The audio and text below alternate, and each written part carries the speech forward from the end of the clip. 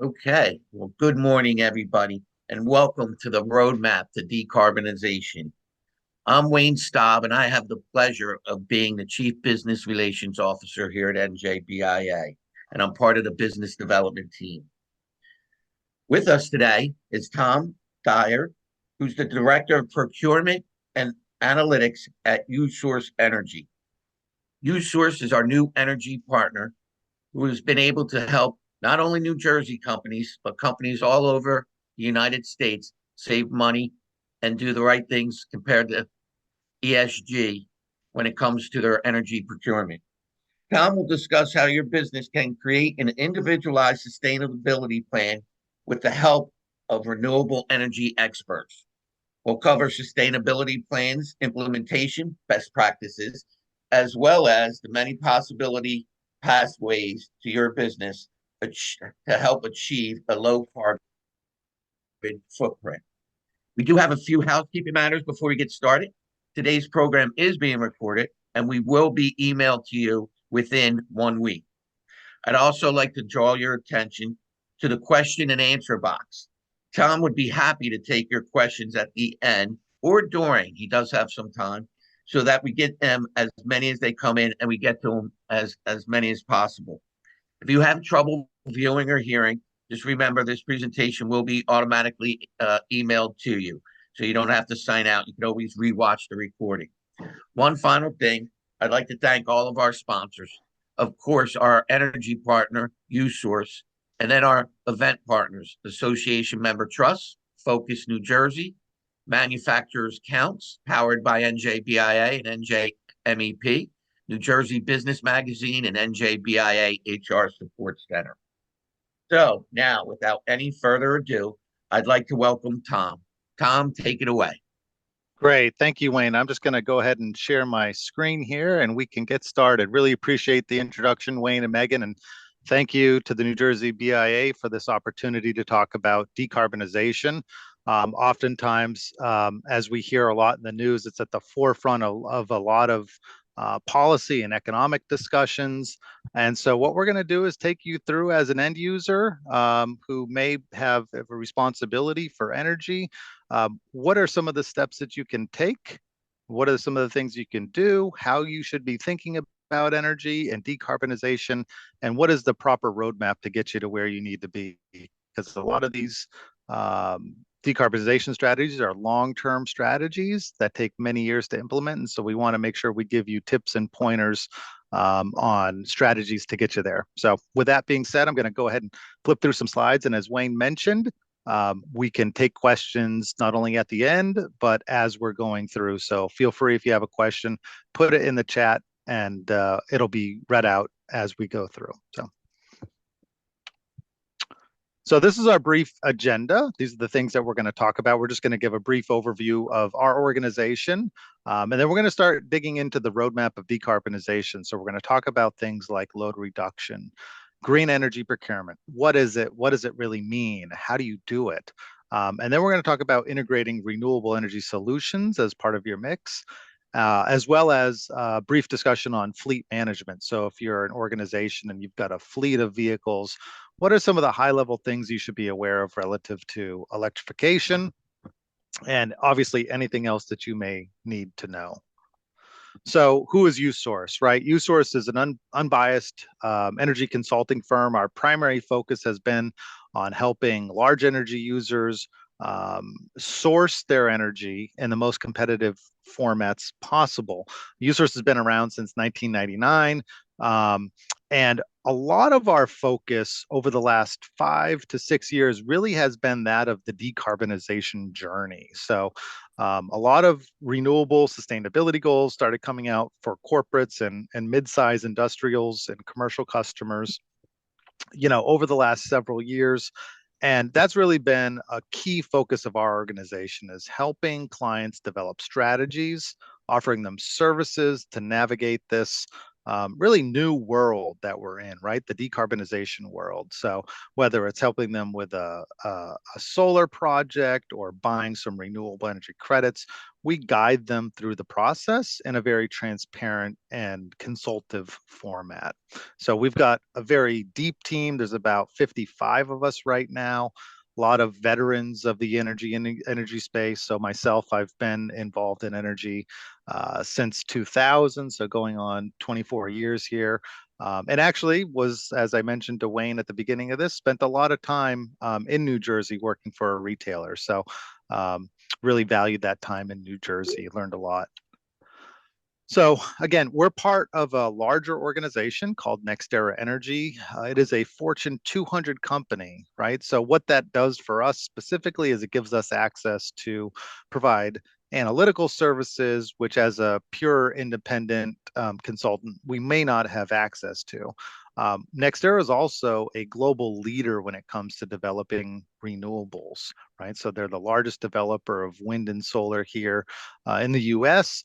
And they're probably one of the bigger companies that a lot of people have not heard of. They own um, Florida Power and Light, as well as a bunch of different nuclear. They own nuclear assets throughout the U.S., so they're involved in a lot of different facets. And our focus really has been a unbiased energy consultant. And so, just so that everybody understands, we as Usource have the opportunities to work with NextEra Energy to do projects, but we also can and encourage folks to look at things competitively. So we are not wed to our parent company for anything.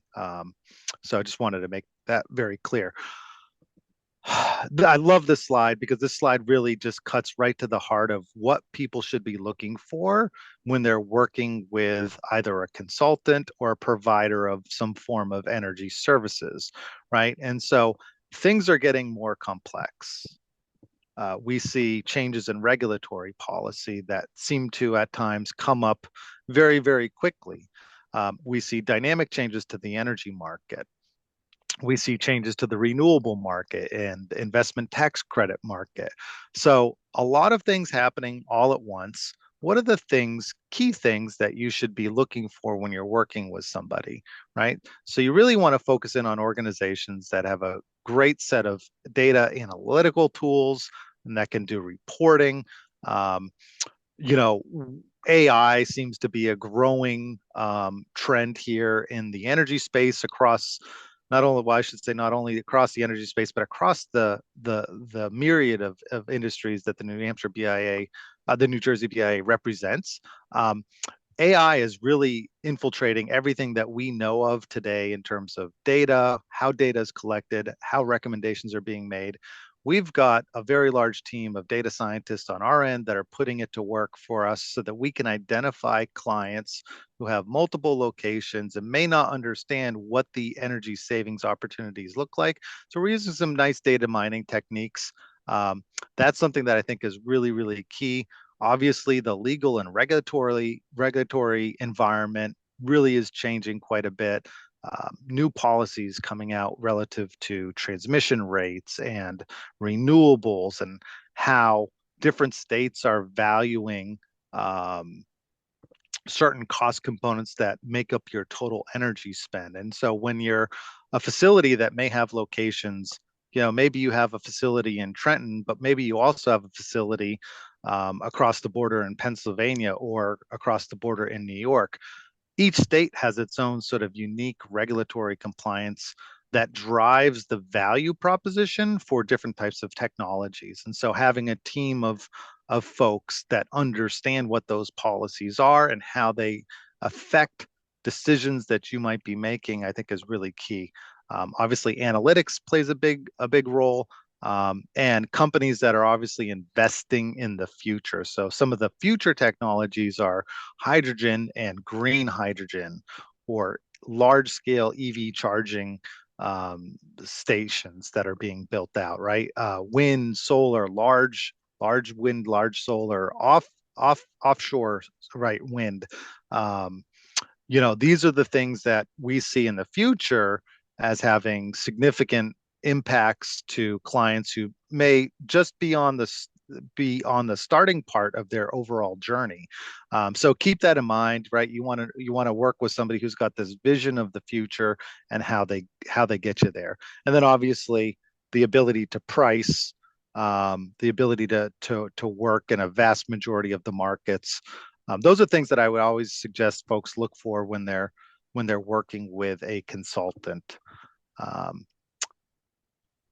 in terms of process, one of the key things is having a very clear cut, whether you're trying to do this on your own or you're engaging with a third party company or you're working with a directly with a retailer or provider of the service.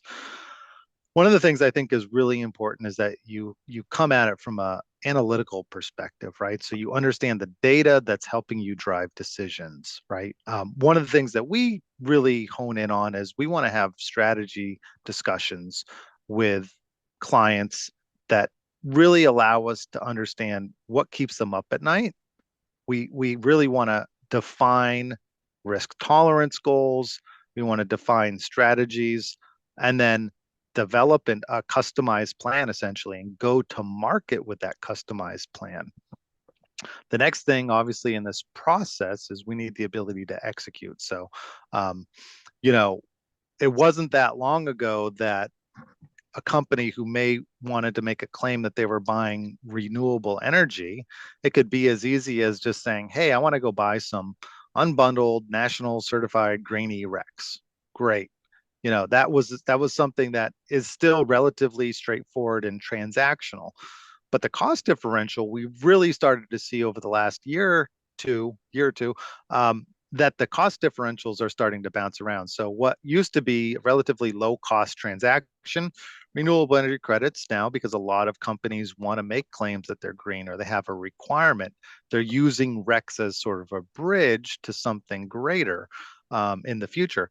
Now we're starting to see a really dynamic market take place, much more active than what it historically has been. And so understanding when to execute as prices are bouncing around, I think is really quite key.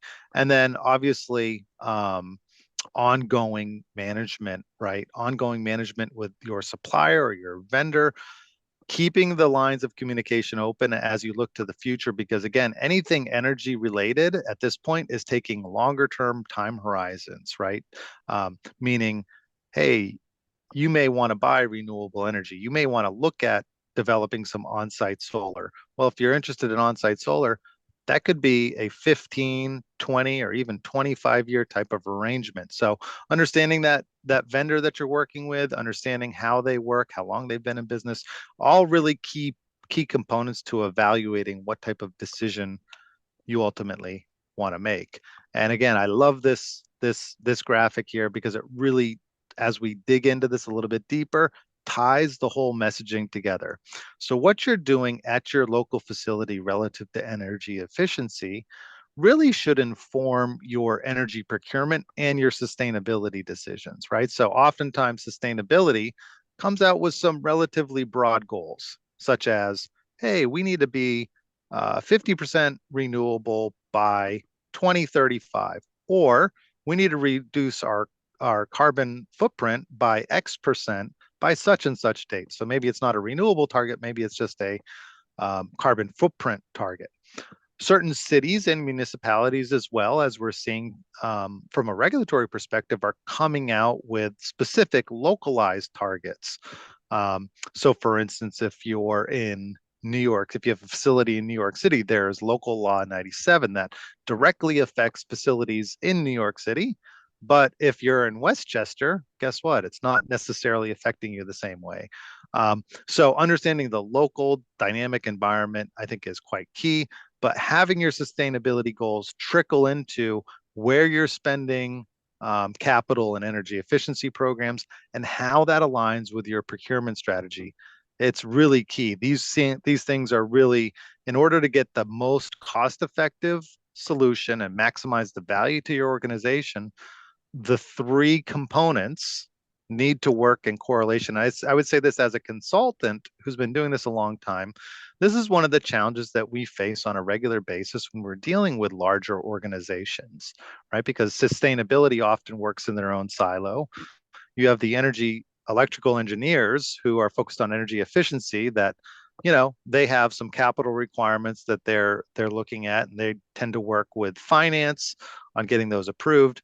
And they may or may not directly coordinate with the folks that are doing the procurement side. So um, bringing these three organizations, vertical silos within different companies, bringing those three components together really is, I would say, one of the strongest things I want to recommend to folks. If you're in this situation, if you're trying to implement something, make sure you understand how it affects your energy procurement strategy, how it affects what you're making for sustainability goals, um, because there are definitely tricks and techniques that can be used to derive the most value for your organization. If you ever wanted to talk about it as a partner of the New Jersey BIA, this is one of the things that we're here for.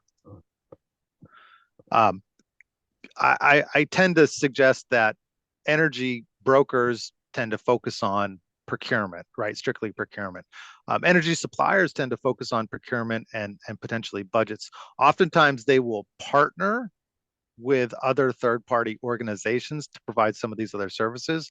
Um, and utilities, right? Utilities do they provide default service, and utilities will come in many markets and provide a little bit of high level energy audits, right? Depending upon the market.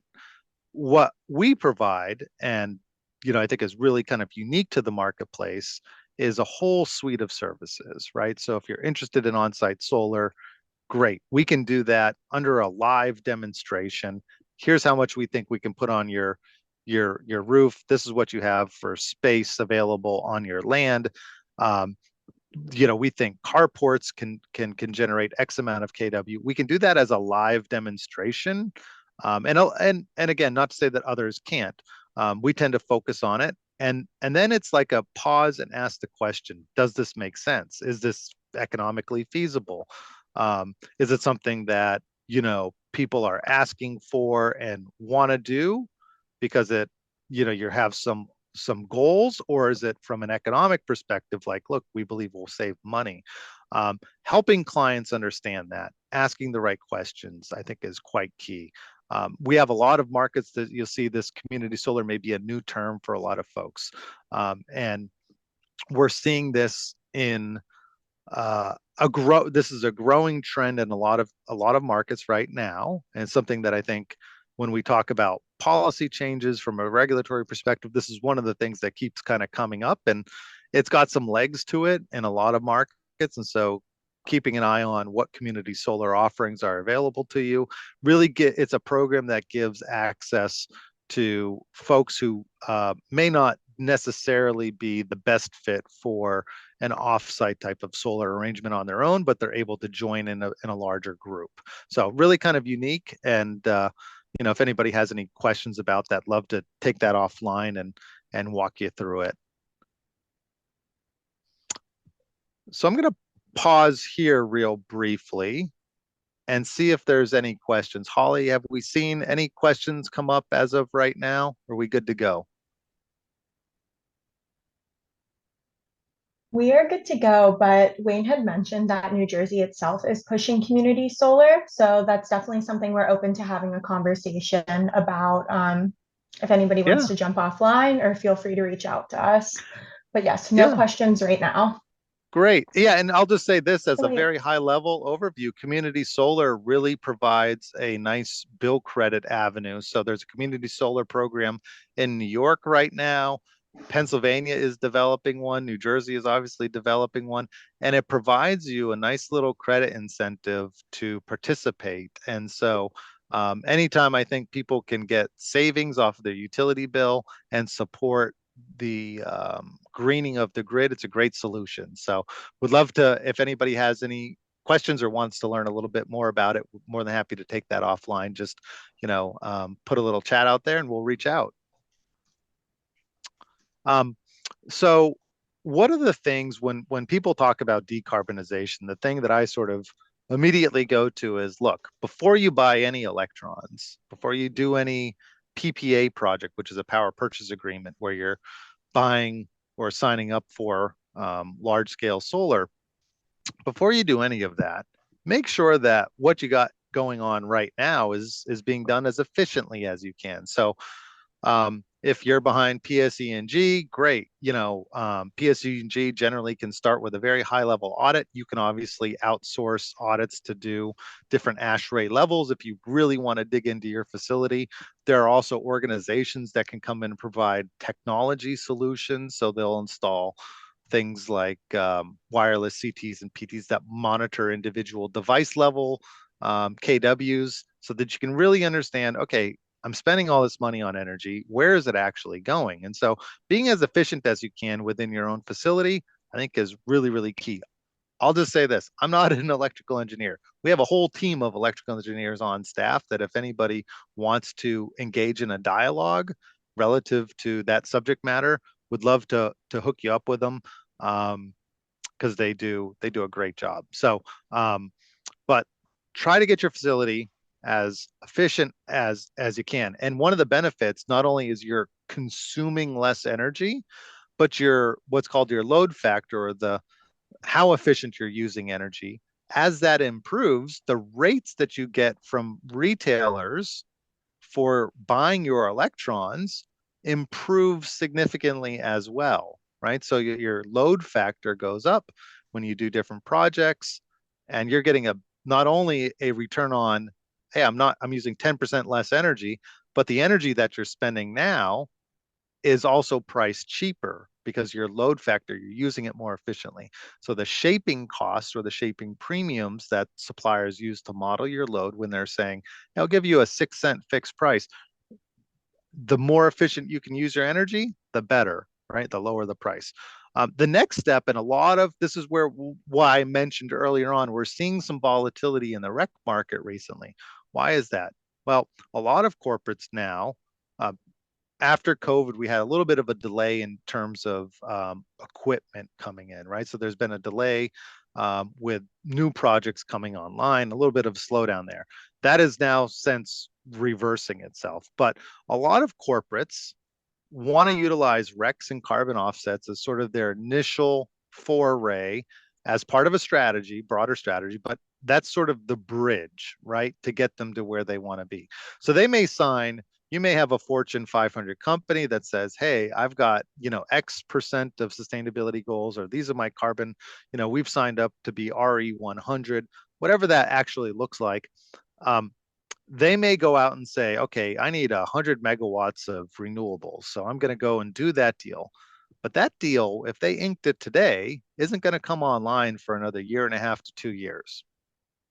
So what do they do in the meantime?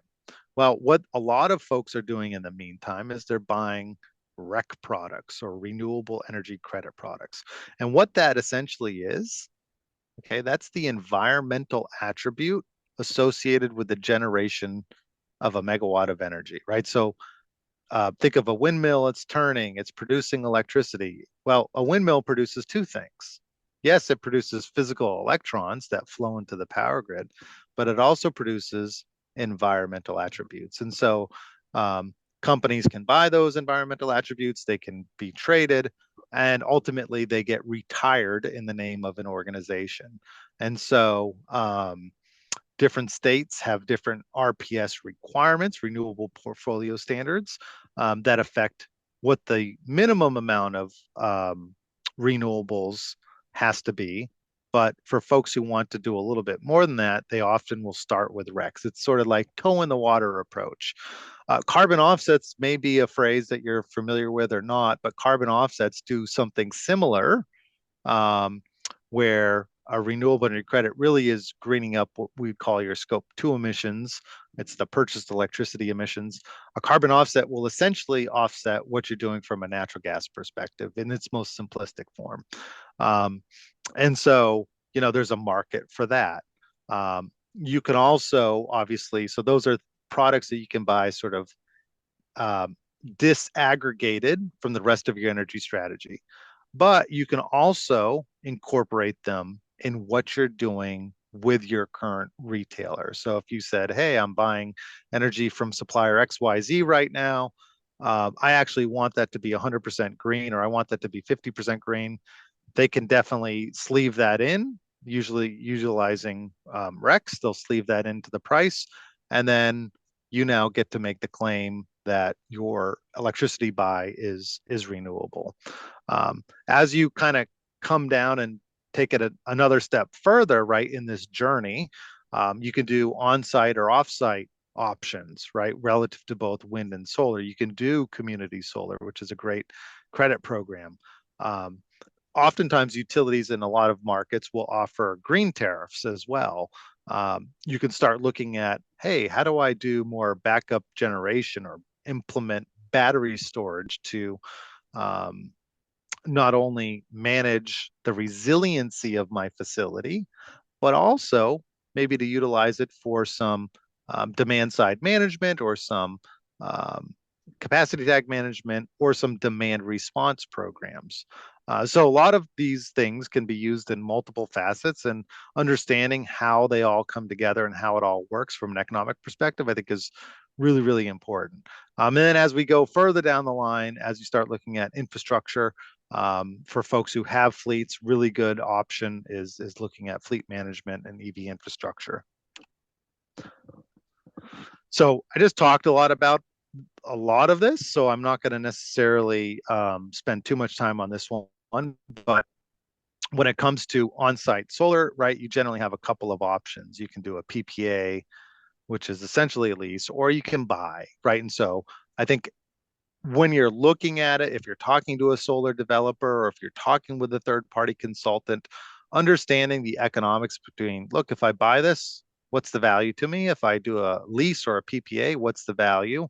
And what makes the most sense for me as an organization from a cash flow perspective?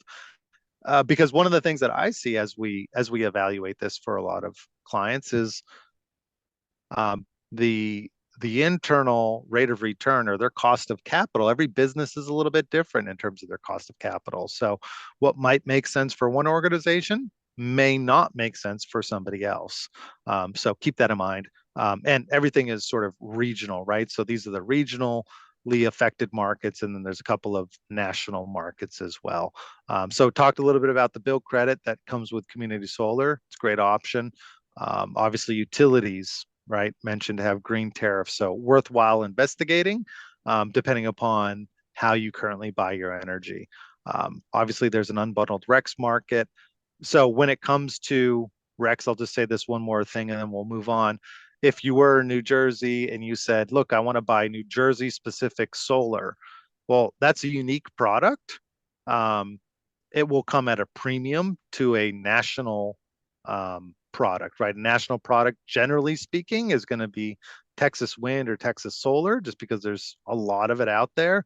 And a regional product is going to be a New Jersey, a New Jersey solar rec, a New Jersey tier 1 solar rec, which will come at a premium to a national rec. So just keep that in mind, because oftentimes corporate sustainability folks have specific things in mind that they're trying to achieve, whether it's additionality or locationality or a specific technology that they're trying to incent. So one of the things, if you're a mid-sized customer, and let's just say you don't have a sustainability team or you don't have corporate goals, the challenge that we're seeing those types of organizations face is that they may be making a product, a window gasket, let's just say, and they're selling it to a larger either automotive store or an automaker, for instance.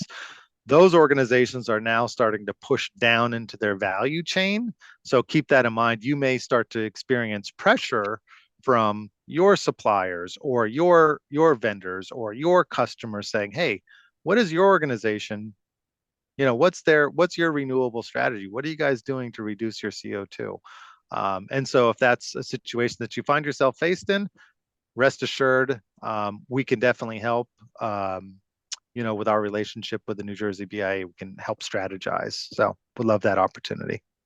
And then you have behind the meter technology, right? And this is a ever evolving and really technical type of opportunity. But, again, when it comes to EV charging or project financing, so you want to You want to maybe change out some natural gas boilers to electric boilers. What does that look like? There's obviously a lot of state incentives here from a renewable perspective or a energy efficiency perspective, especially when you start getting into resiliency and efficiency. Demand response is a really localized type of product that it's a great revenue stream if you're able to curtail your usage during hotter, generally speaking, summer days or when the grid is stressed. So if anybody ever wanted to learn more about how demand response works, that's sort of it's a whole nother topic of conversation. Would love to engage with you on, but it's a nice little reoccurring revenue stream for you if you're able to curtail energy. Um, so what from a implementation and best practices perspective, right? The question is always like, how are you going to manage something that you haven't measured, right? And so I've talked a lot about this earlier, which is you got to understand and you got to align procurement with energy efficiency or your engineering team along with sustainability and make sure that there's no silos in your organization. That I think is obviously the biggest challenge to overcome. And you'll hear this throughout today's conversation, which is we got to break down the silos in the organization in order to drive the most value for your organization. Making sure your goals are aligned, optimizing, right? And then continuous monitoring. So really kind of interesting story here. In talking with one of our energy engineers about 2 years ago, they went in, did a really great job for a particular client, programmed a lot of their HVAC and building management systems. And then about 6 months later, they started to see some degradation and changes, and they picked up the phone and found out like, hey, what's going on here? And turns out that people were just going in manually adjusting the temperatures themselves. And so the building had been really, really optimized. And then there was like this human override function to it. So continuous monitoring is really key because they were able to go back and say, okay, look, if people are saying they're a little too warm or they're a little too cold, we'll make these adjustments, but we're going to also tweak this over here to really maximize the value. Again, really kind of coming back high level. What are the things that you should be doing? How should you be communicating? And where are the control metrics? So continuing the monitoring program of energy efficiency programs, making sure that they're actually developing and delivering what you expect, I think is really key. And this goes across all of the partners that you ultimately choose to work with. I'll pause here real quickly just to check if there's no questions. I'll continue on. There are some questions, Tom. So Oh, great. I'll start with the first one that we had roll through. And it says, like, what if my company doesn't have a sustainability team? Who do you work with?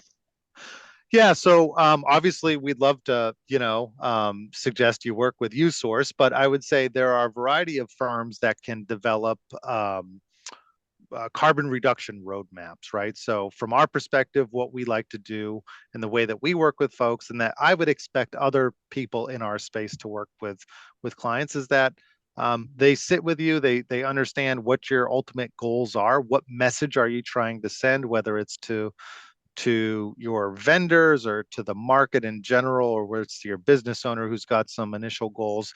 But what we do is we do a little bit of a waterfall approach. So we look at all of your energy that's being consumed across all of your facilities, and even if it's just one facility. So we're looking at your natural gas usage, we're looking at your electric usage, we're thinking about what are the things that you have coming on in the future. Is there changes to your production lines? Is there changes to your physical building envelope? Take all of that into consideration, and really from there, right, we can map out what your carbon emissions look like, what your scope 1, scope 2, scope 3 emissions look like, and then start talking to you about the implementation strategy.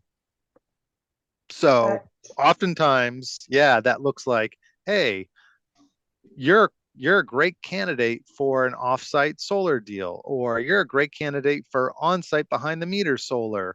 Here's kind of what we think that looks like based upon your tax map, and here's part of the strategy to get you there. We'll do this, we'll fill in with some recs here, and we'll ultimately get you to that level. So great question. Thank you for that, Holly.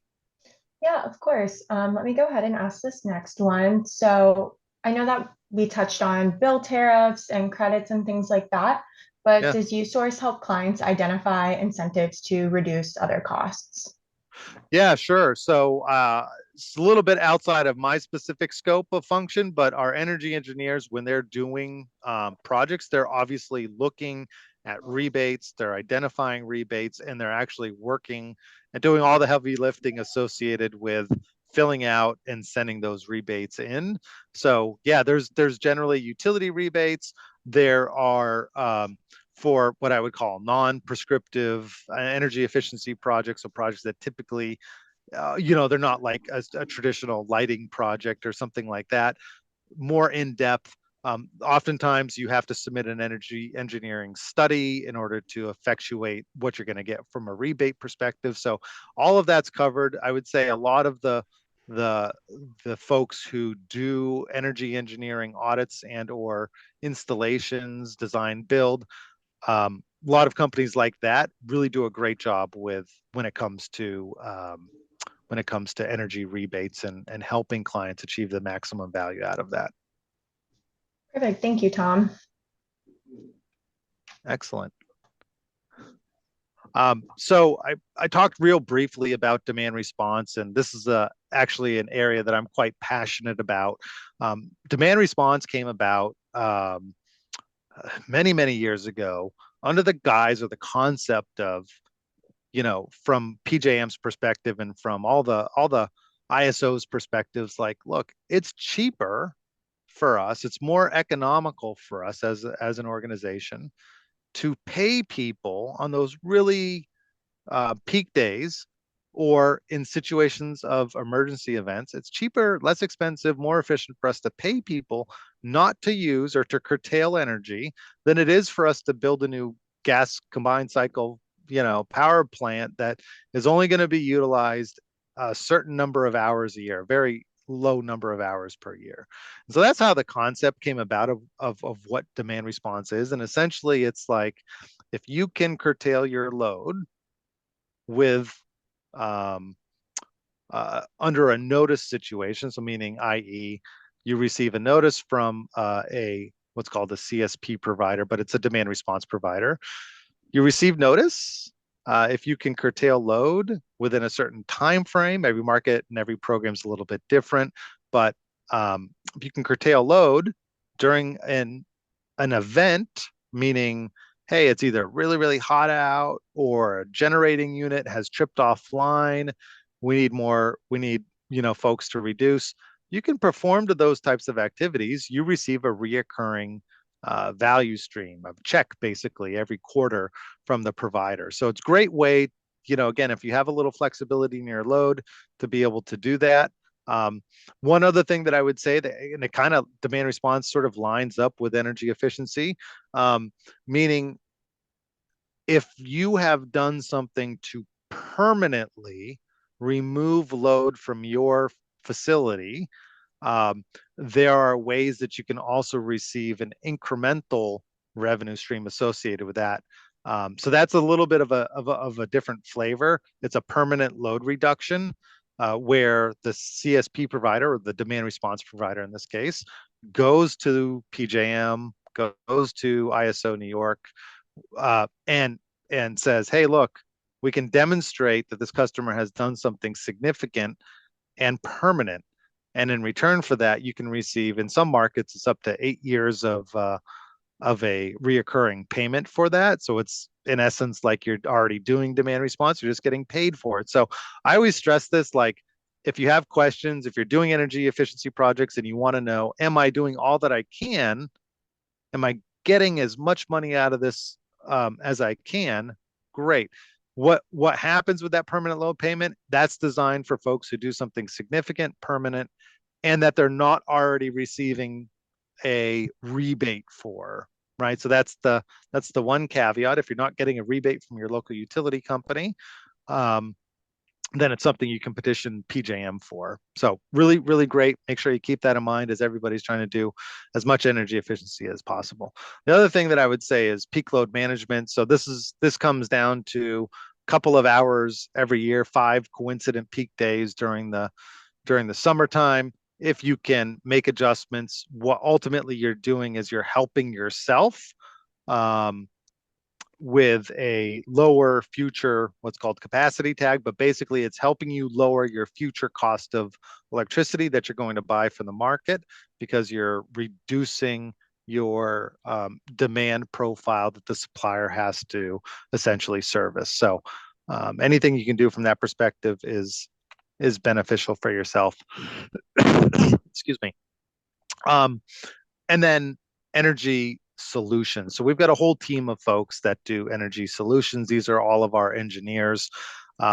They'll go in, they can do HVAC, they can do pumps and compressors, they can do compressed air studies, they can do BMS systems, right? Mobility, they can even build storage and or solar. So really it comes down to, I kind of look at this as like, first step, if you have goals, if you want to be efficient, start with some form of an audit, talk to an engineer. More than happy to introduce you to our engineers, but talk to an engineer. Let them do a study and identify if there's any low-hanging fruit, what that is and what the quick payback is, and work yourself up from there. Because once you get to buying energy, buying renewables, you want to make sure that you're buying the right quantity. That's a real key here. And if you're overbuying, then you're essentially overhedging yourself, and it's not great utilization of your own capital. So keep that in mind. Mention this real briefly, and I think I'll continue to sort of go through this. When how you're using energy, right, is as important as how you're purchasing it, right? So the two work simultaneously, hand in hand, and I can't stress that enough. I've been saying that since the beginning of this conversation, but you need to understand what the engineering team is doing at your facility and what the procurement team is doing and how that aligns to your North Star goals of sustainability. The IRA. So the IRA is a tax incentive program that a lot of clients who have tax appetite have been taking advantage of. It's really been helping to reduce the cost, especially in year one, of renewable energy products. So again, if you have tax appetite and you want to understand how it affects you, if you had looked at a pro forma of a solar offering 3, 4, 5 years ago versus where we are today, it's going to look different. And so I would encourage you, if you've looked at it before and you said, the time wasn't right, um, I would suggest if you look at it again, things have changed. You may find that now is the right time um, to look at solar and potentially move forward with some solar. I know New Jersey had a nice SREC program for a little while that was really helping bring down the cost of on-site generation, and that program was gobbled up pretty darn quickly. It was really lucrative, and a lot of people took advantage of it. But now we have this investment tax credit benefit right now. So if you're a company that has tax appetite and you're interested in renewables and you haven't looked at it in a few years, I'm sure you're getting a lot of calls on it. But if you want to look at it from an investment perspective, we're more than happy to help you understand and walk through a pro forma. Whether or not you ultimately work with us or you decide you want to do something else, we'd love to have the conversation. Again, a little bit more detail, and I want to be cognizant of time to ask any questions at the end here, but a little bit more detail around the IRA. We are going to, Wayne, and I just want to give the thumbs up, we are going to send this out within the next week. So people will have this data.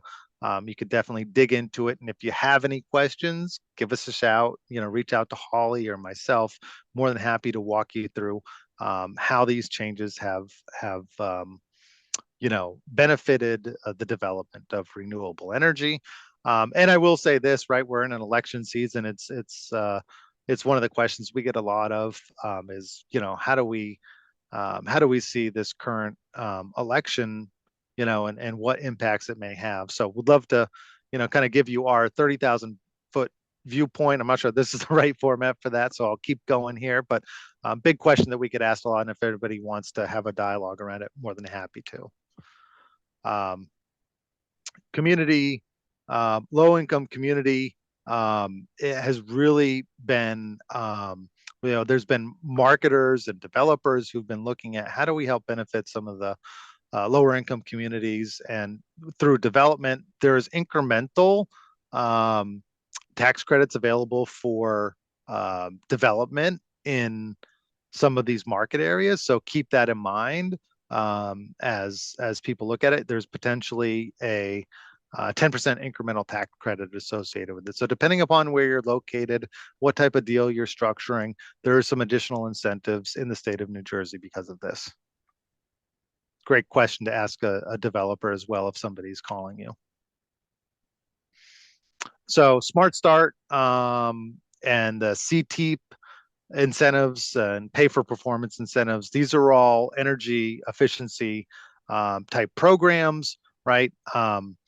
So I mentioned a little bit about prescriptive rebates, right? Prescriptive just basically means like standard. It used to be LED lighting was a very prescriptive. You spend X amount, you get X amount back.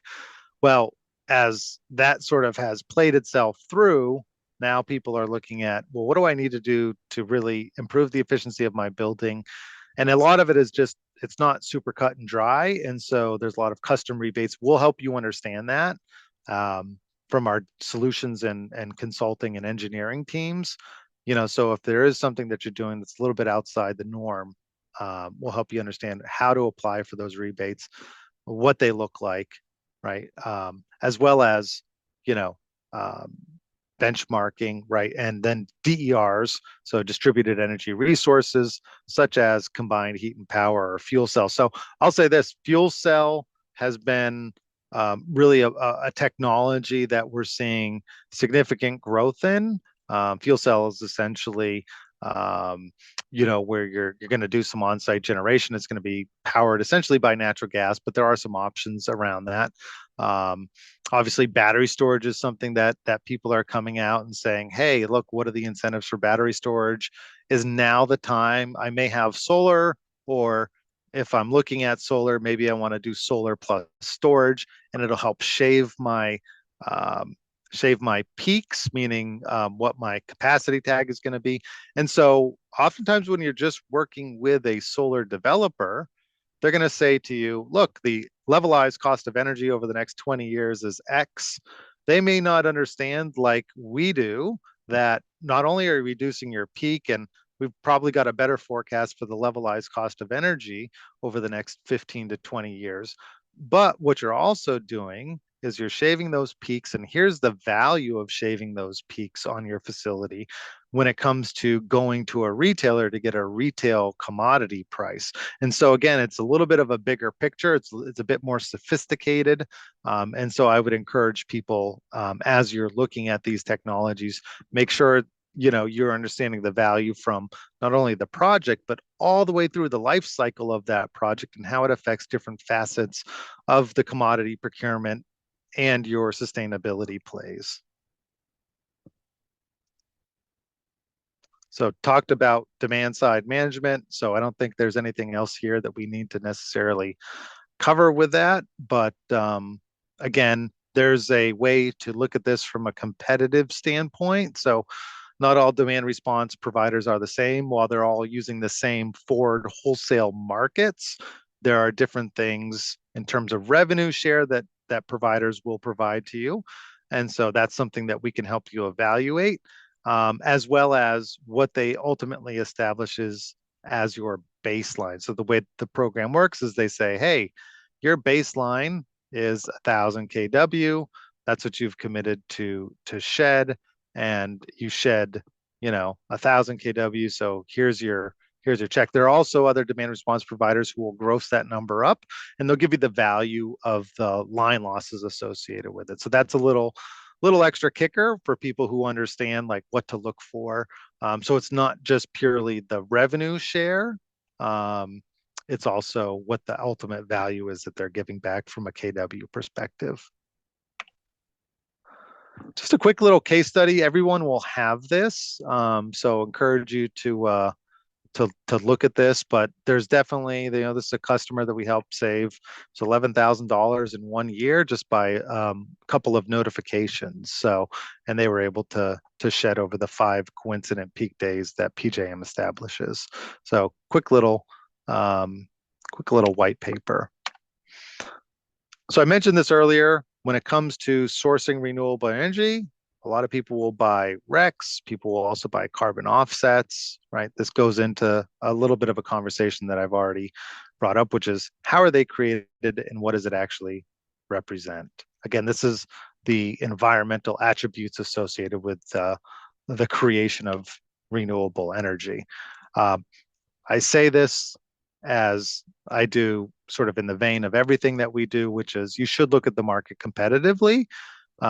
Here's a case study where we helped a large laboratory out in Long Island that ultimately had a spread of $125,000 of savings as we bid it out competitively. So they purchased a lot of RECs. They wanted to be renewable. And this was back at a time when REC prices were bouncing around a little bit. And so again, as the volatility picks up 10 years ago, the REC prices were flat.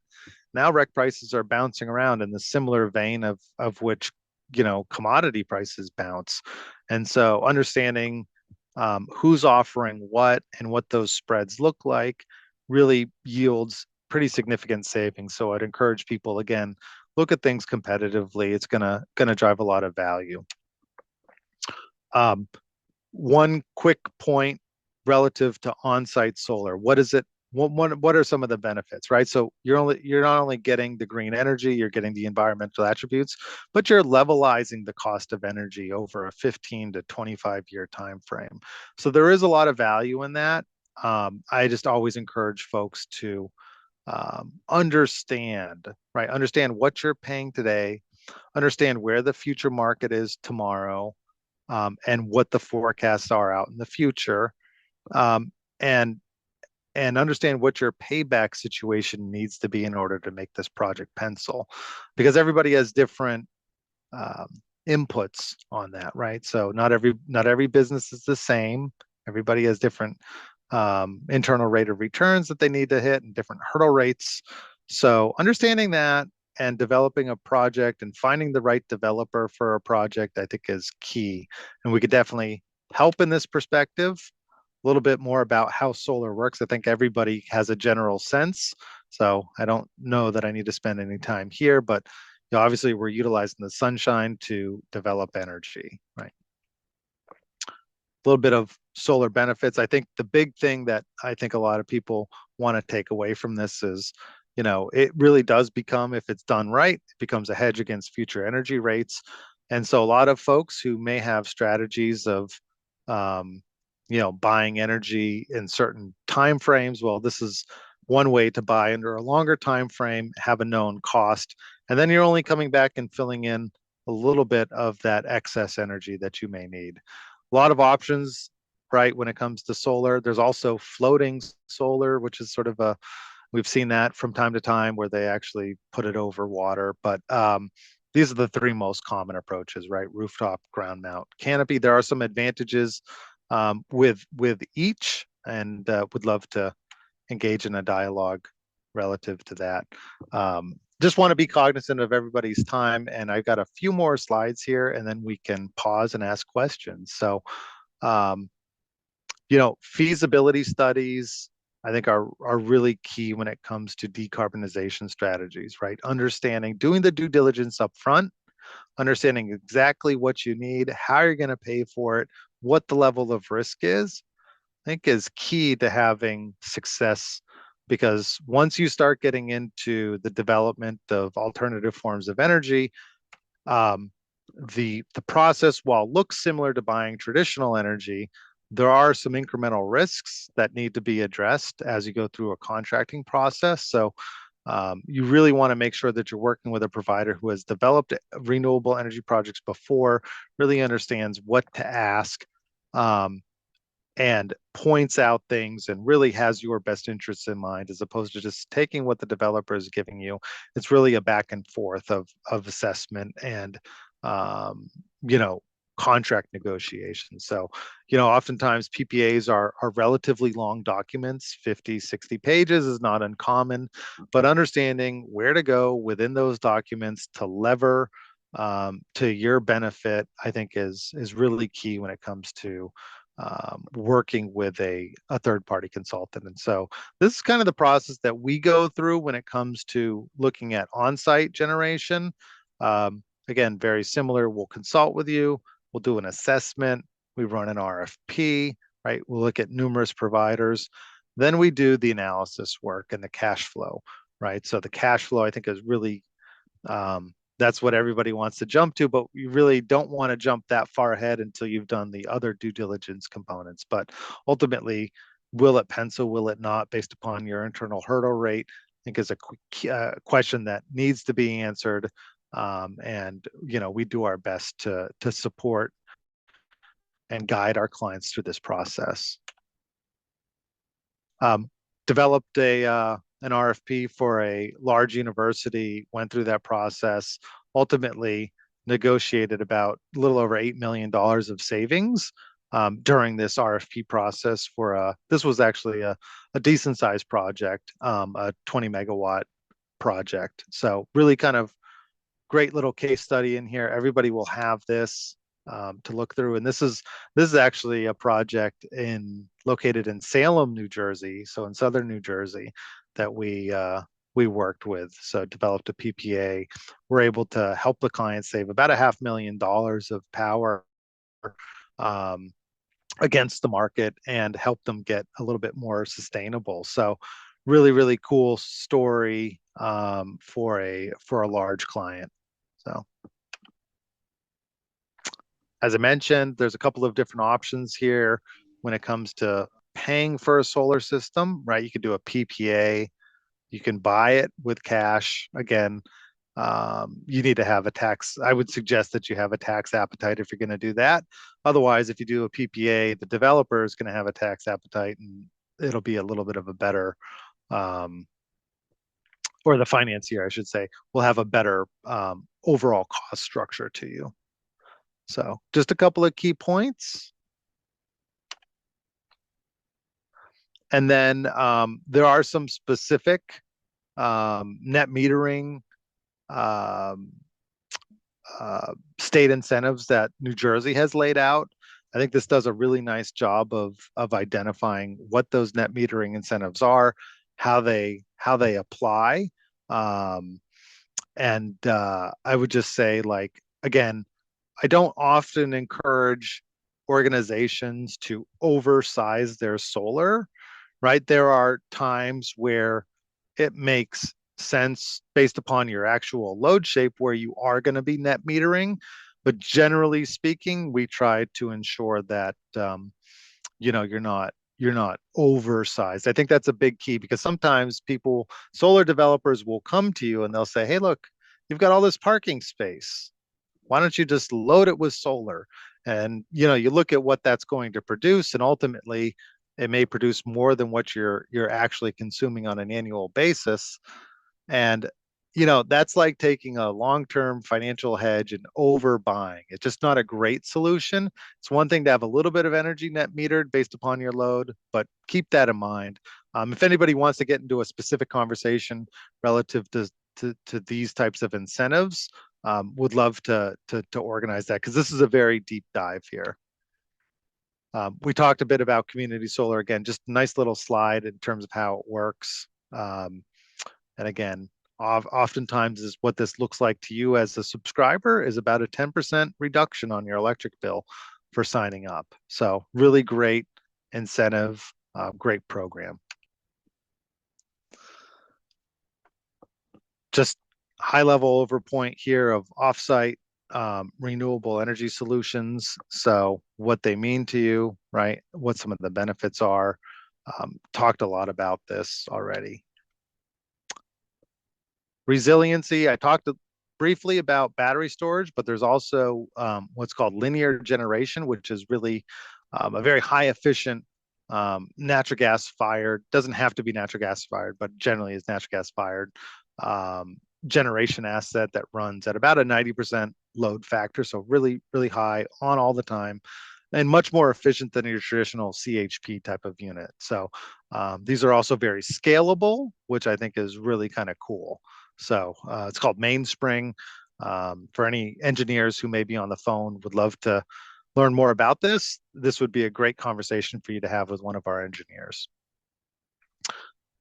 Couple of things to consider here, and then we'll pause and ask questions because it's 1 o'clock. So, right, renewables, they are very nuanced.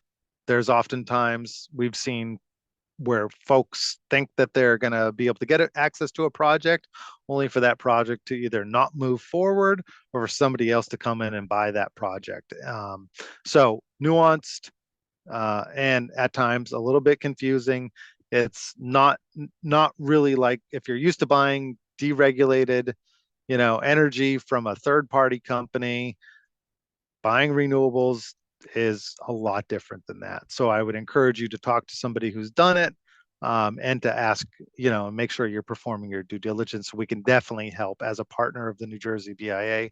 We can definitely help from that perspective. Obviously, solar is, New Jersey has a lot of solar, so we already know that that's a good fit from that perspective. So the other thing is tax appetite, right? Understanding your finances, I think, is really quite key. What type of internal rate of return you need, things like that I've already mentioned here.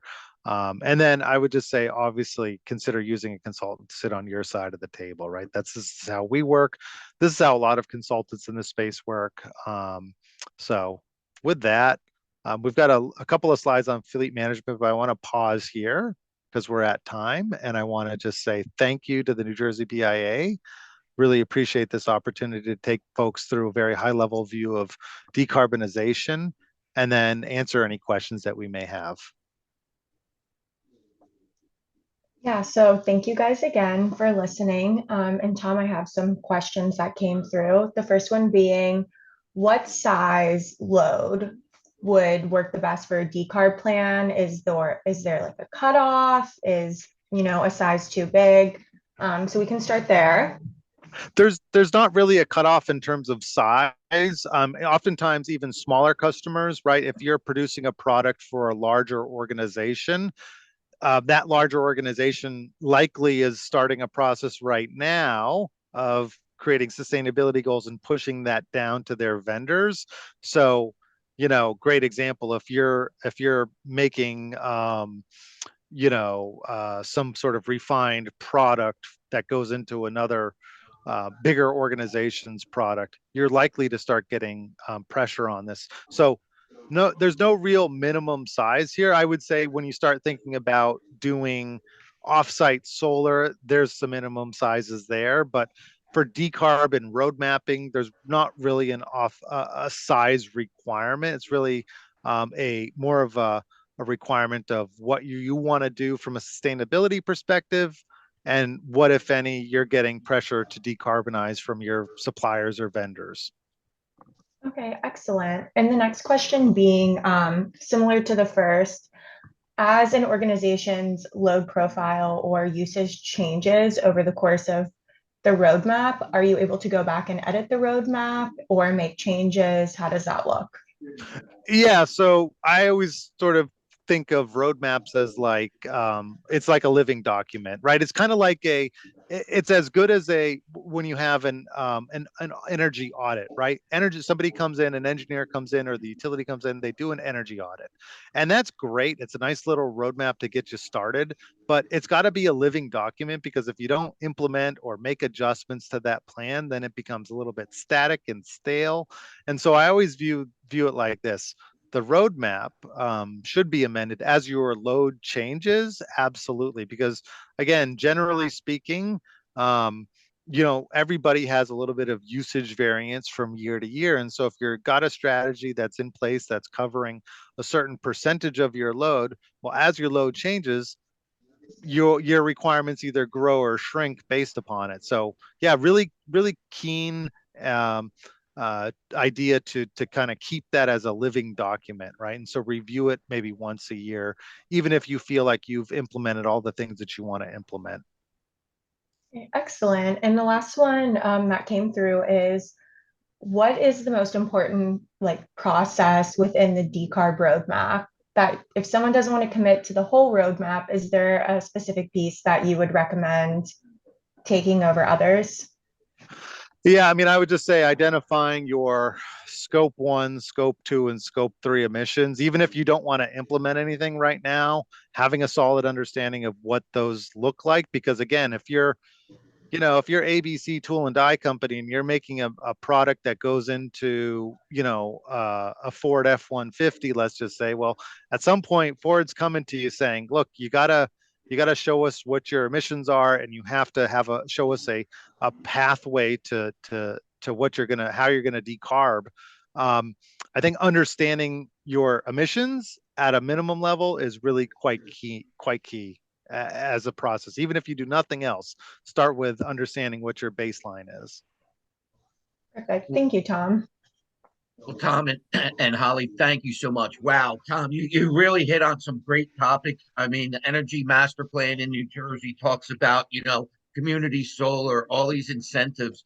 Also, they help you meet your ESG goals, which a lot of vendors now are requesting that their providers have an ESG plan. So being able to do this and being able to do it comprehensively with one product or one person, one company is such a key. We'd like to sit here and say we can guarantee we can save you money. We might not be able to say that, but we can say if you don't have conversations and look into this, your savings will be zero. So, now is the time Right. to make sure you connect. We do a business outlook survey every year, and the top three categories of business concern are healthcare costs, taxes, and energy. You can mix them up in any year, and they're always in the top three. So getting help here is what you asked for, and this is what NJBIA is helping bring to you, a resource to help you in this area. So again, I just want to thank our presenters. Thank you. Everybody will be getting a recording of this within the next week. We hope you join us for our next event, our next webinar, which is Save $1 Million on Lawyers, the business case for equal pay on February 15th. So hopefully you got a lot out of this. Thank you again, everyone, for spending your time with us. And we hope to continue to provide value for you here at NJBIA. Have a great day, everybody.